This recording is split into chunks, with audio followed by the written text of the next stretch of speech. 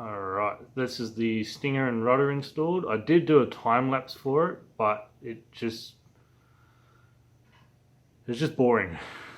It's just sitting there measuring, laying it out, trying to work out the position, sitting there measuring, doing some more.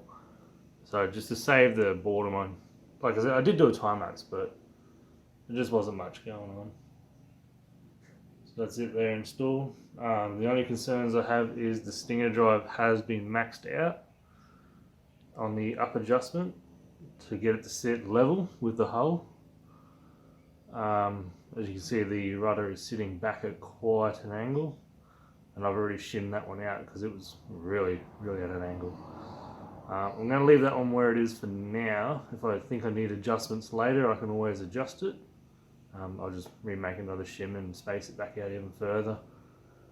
But I think for now that should be fine, and this is dead level with the bottom of the hull, which I can't find a whole lot of information about these drives and what the correct settings for them are, so it's just going to be a bit of trial and error. But in my head I see it as level is good, and then side to side as is to fight the torque of the engine and the prop.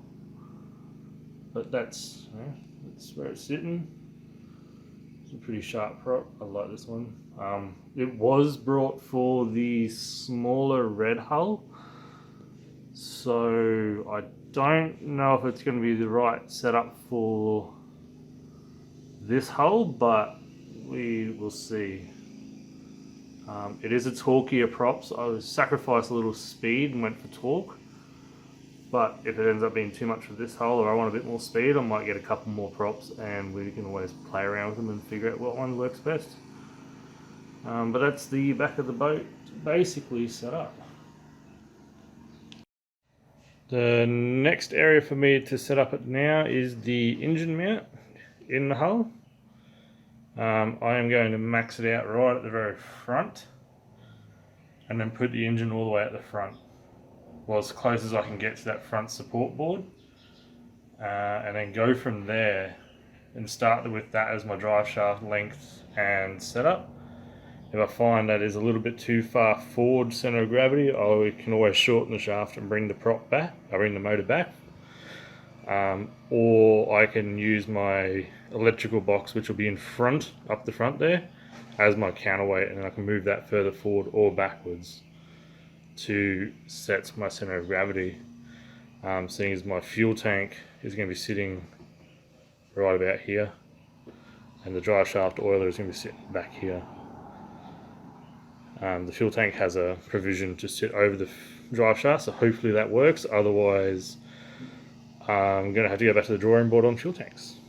But what I was thinking is maybe a split tank, one on either side, or just try and work something out that sits here above the drive shaft.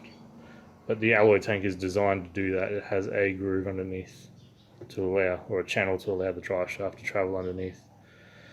Then I've got to get another velocity stack for the carby, seeing as I lost my old one in the moving house. But we'll start with that, and then I can run the fuel lines, electricals. It actually is getting close. It's pretty scary. It's been a long time build. I've had it for quite a while. This hull I've only had about 6 months, but just never had the space or area to work on it and set it up. Just recently moved into a new shed, which is still a mess, so I'm not going to show you too much of that, but it's going to allow me to get stuck into these projects and get this boat going for a start. We've got a couple other things in the pipeline as well. Got a couple rebuilds. Yeah,